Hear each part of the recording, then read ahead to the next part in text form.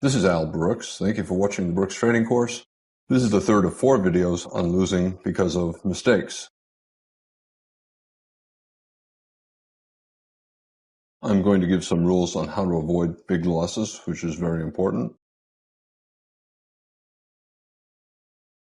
One of the problems with a big loss is that it wipes out many good trades, and it takes a lot of good trades to get back to break even. It's very important to avoid big losses.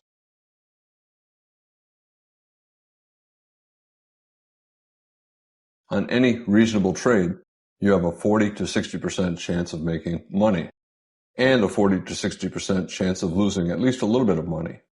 Great scalpers, they are rare, but they can win 90% of the time. Let's say, for example, that you see a bear trend, and now you see a double top bear flag, a lower high, and you sell, which is reasonable to do. You put your stop just above the top of the bear flag. You sell on the stop below the low of this bear bar, and you get filled here.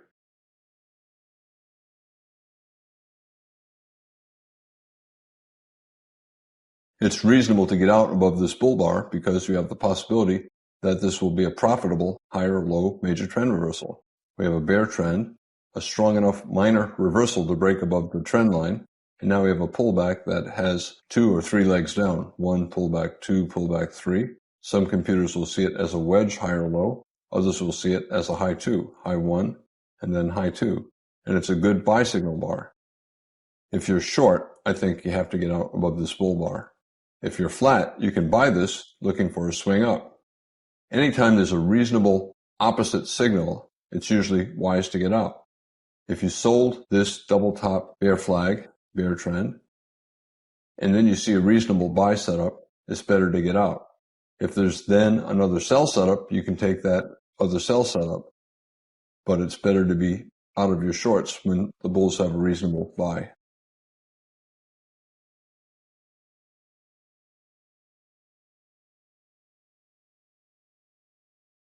Anytime that you're clearly wrong, you always should exit. And don't sit there hoping that the market will go your way or go your way at least a little bit, enough to reduce your loss. If you did not get out on a stop, now we have a reversal up with a decent bull bar, and we have a good follow-through bar after this bull breakout above this bull flag. We also have 4 consecutive bull bars, and we have 2 closes above the top of your double top. You're clearly wrong. You have to get out if you did not get out already.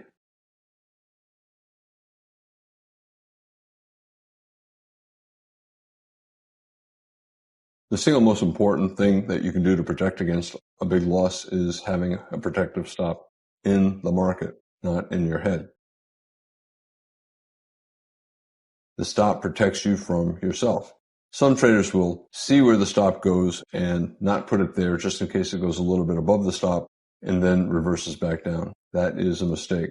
You have to have a price on the chart that tells you that you're wrong, and you have to get out and take the loss.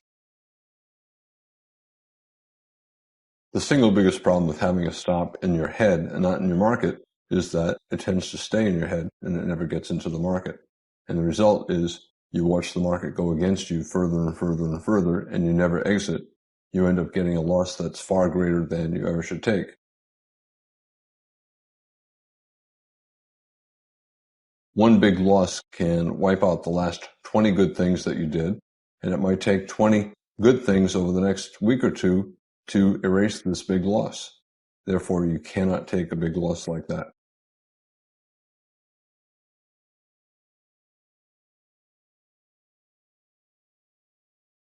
We have a bull trend, and we have a high 1 bull flag. That's reasonable to buy above this bar.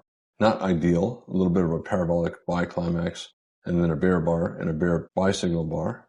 However, it's reasonable to take that as a pullback in a bull trend.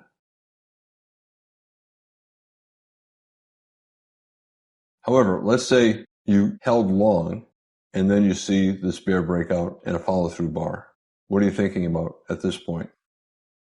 An expert, if he made the mistake of holding long through all of this, he would get out at the market or above the high of this bear bar. What would the beginner do? Well, if the beginner did not have a stop in the market, or a stop down here, or a stop anywhere, and he sees this, he might think that on television they talk about averaging in, maybe I'll average in.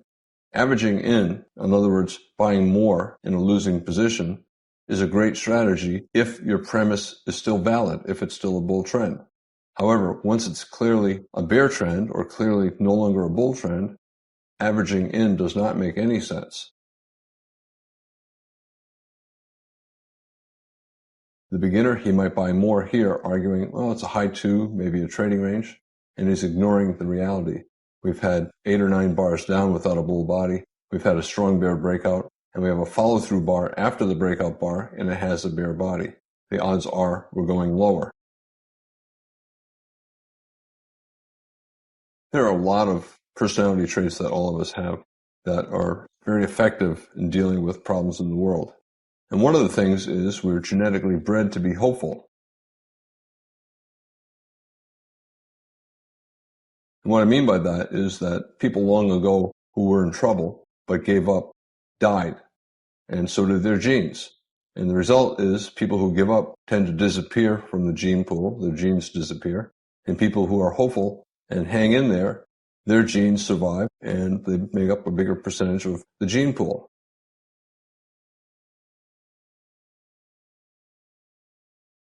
You had a much better chance of surviving and passing your genes on to future generations if you were hopeful and you never gave up.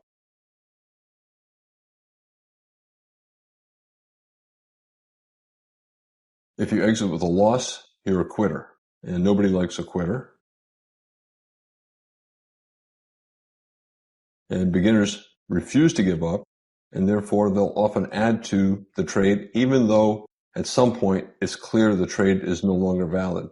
Once you know the trade is no longer valid, you have to get out. You cannot be adding on, hoping that you're going to be able to make a profit or avoid a loss.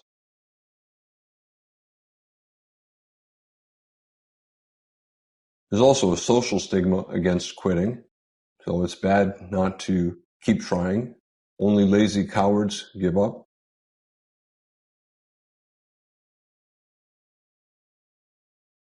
However, experienced traders know that it's better to be a live coward than a dead hero. The goal is to fight for money, not for principles.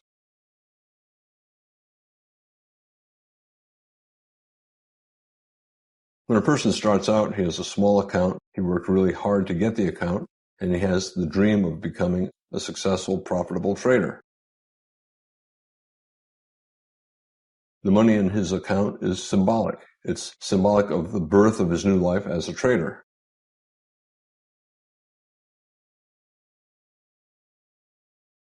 And his greatest fear is an early death. He focuses entirely on risk. He does not want to lose money because if he loses his account, he loses his dream of being a profitable trader.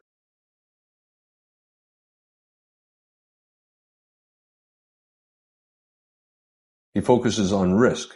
The trader's equation has 3 variables: risk, reward, and probability. And you have to be thinking about all 3 whenever you are structuring a trade, and then once you're in a trade and you're managing a trade. Risk is the distance to your stop. Reward is the distance to the target that you're hoping to achieve. And probability is the odds of making money before your stop is hit.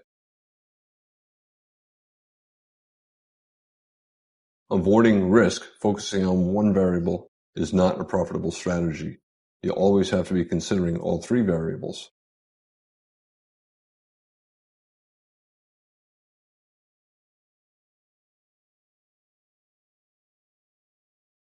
You'll sometimes hear traders talk about a blown account. A blown account does not mean the account went to 0 or went below 0. It simply means that the value of the account fell below the broker's minimum level for trading. If your account does not have a certain number of dollars in it, the broker will not let you trade. One of the problems of only focusing on risk is you assume it's the only danger. Risk implies danger, but it's not. You also have to consider reward and probability, and you need to think about all 3 when you're structuring a trade.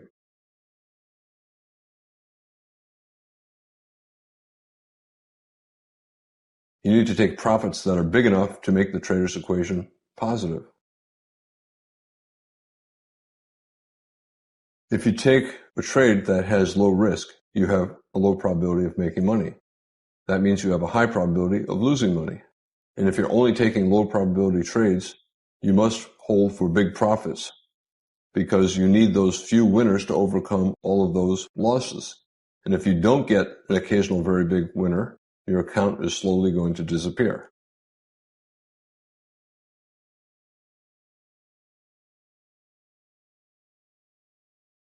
There's only one thing that you can do to consistently make money, and that's do the hard work of learning how to trade. There are no magical candlestick patterns. Nothing is easy. You're competing against the smartest people in the world. If something was easy, everyone would be doing it.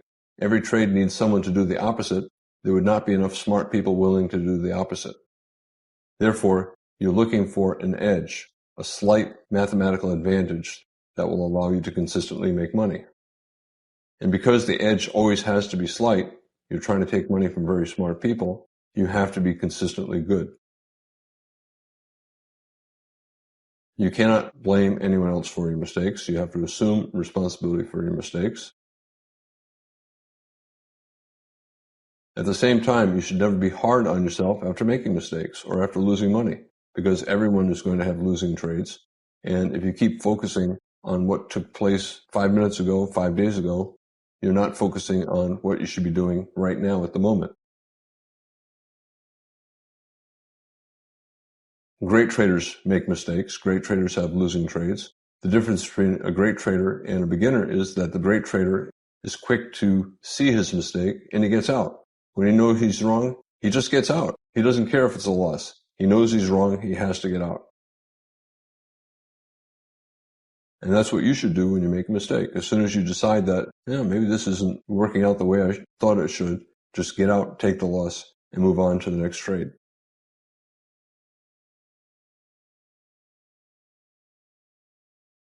Fear of death or the fear of death of your account is a tremendous motivating factor, and it will make traders do just about anything to avoid it.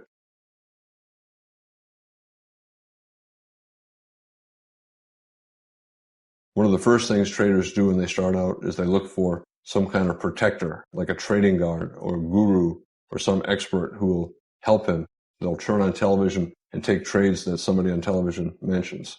And that's just dumb. TV, internet, magazines, they're filled with trading advice, and it's useless, right? As a trader, you eat what you kill. That means you have to make the money yourself, and nobody else is going to help you. Just because somebody on television says, oh, this is a buy, does not mean you make money. Not only do you have to buy to make money, you have to manage the trade. And as it unfolds, you get more information, and that makes you adjust your management decisions. The guy on television is not telling you what to do after you're in the trade. A lot of times, as soon as you get in, you decide it's a bad trade. Also, sometimes he'll say on television, it's a buy, and then tomorrow, some overnight event will have happened either with your stock or with the market that makes it a terrible buy. He's not there to help you. You have to make the decisions yourself, and you have to learn how to make the decisions. Sometimes your decisions are going to be wrong. Just get out. As soon as you think you're wrong, as soon as you think your premise is no longer valid, get out.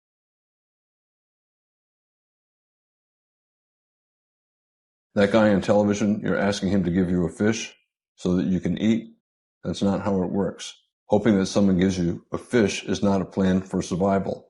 Learning how to fish is.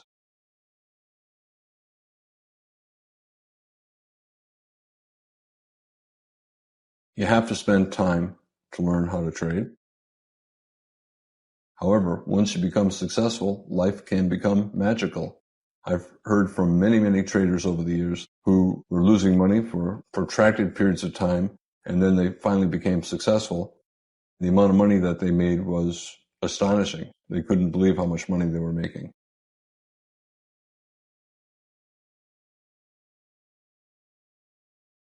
I've talked many times about how beginners focus on risk and how they want minimum risk because they're afraid of losing their entire account.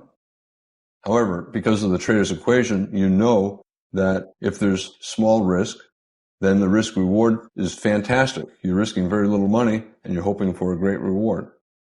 You also know that whenever there's fantastic risk reward, the probability is low. Chances are you're going to lose most of the time.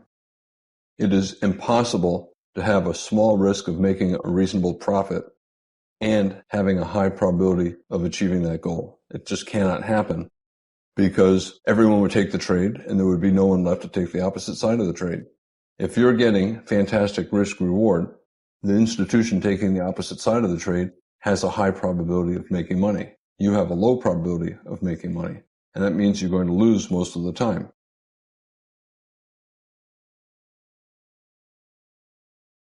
Let's say you see a wedge bottom and a bear trend and a decent reversal up, and now you see a higher low. Is it reasonable to buy here? Yeah, it's probably better to take a second entry buy after 3 bear bars, but it's reasonable.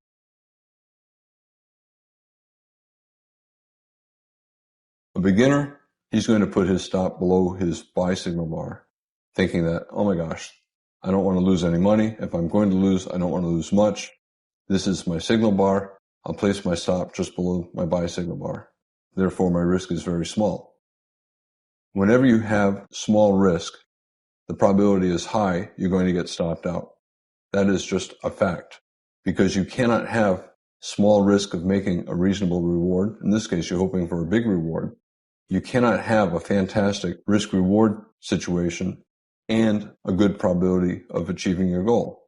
The probability is always going to be low, and that means chances are if you buy above this bar and put a stop below that bar, the odds are high you're going to get stopped out.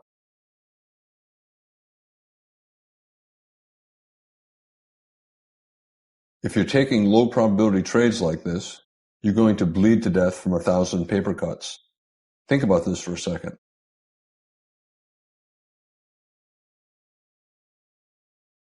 Let's say you win 10% of the time. When you do win, you win 20 times bigger than your loss. Well, that's mathematically acceptable. But the problem is if you take 10 trades like that and you get one winner, you have to manage that trade perfectly to make up for the 9 losers. And that's unrealistic.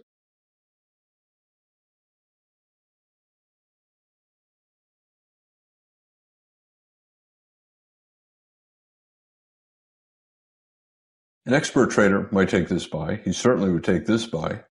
In either case, he would put his stop here, below the bottom of the wedge, below the bottom of the reversal. He's risking more, but he's also giving himself much higher probability of making money. He's allowing for the possibility that the market might pull back and maybe even pull back more before it goes up. All he knows is he thinks it's going up, and he knows if it goes below the bottom of this bull reversal, then his premise is probably wrong and he wants to get out. Here, he could take profits at the end of the session. He bought here, he did not get out, he relied on his stop, and he ended up making many times more than his actual risk. His actual risk was from his entry price above this bar, right here, to just below the low of this bar. His actual risk is small compared to his reward.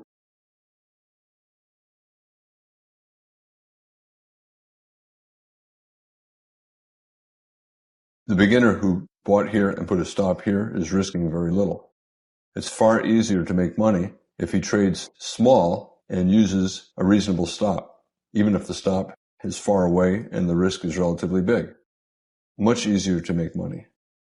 Use the appropriate stop and trade as small as you need to trade so that you don't worry about the amount of money you'll lose if your stop is hit. If the amount of money is too big, don't take the trade. If your stop is too far away for you to be comfortable losing that amount of money, do not take the trade. Wait for a trade that's in your comfort zone. Low risk trading is very low probability trading, and that is a losing strategy.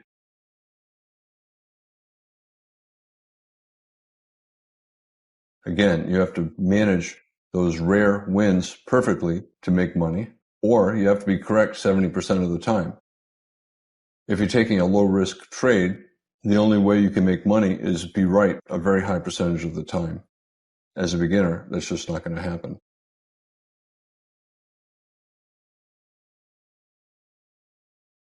Since a beginner cannot manage perfectly, and since he's not going to be right 70, 80, or 90% of the time, he should not be taking low-risk trades. He cannot make the trader's equation positive, and with a negative trader's equation, by definition, it's a losing strategy.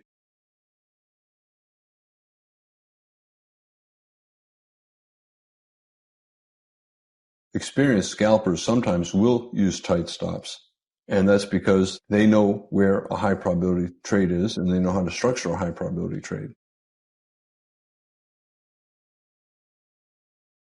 A really good scalper, he's going to make money 80 or 90% of the time with his trades, and that's absolutely impossible for beginners. It's actually absolutely impossible for most really experienced traders.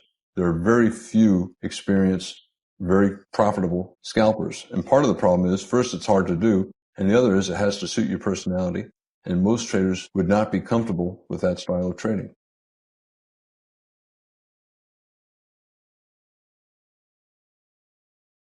The math is better in this case. Buying here, we have a higher low major trend reversal, 2 or 3 legs down, 1 pullback, 2 pullback, 3, or high 2, high 1, high 2, and a higher low major trend reversal with a good looking buy signal bar. In this particular case, you have a good looking buy signal bar, you have a wedge bull flag, small bull trend, bull flag, higher low major trend reversal. It's reasonable to buy above this bar and put a stop here, or you could still put your stop down here. However, if this trade is good, after 3 attempts down, 1 pullback, 2 pullback, 3, if it goes above this bull bar, it should not go below the low of that bull bar if the trade is good. If it goes below the low of this bar, the trade is probably not good. This is an example of when you can use a tight stop.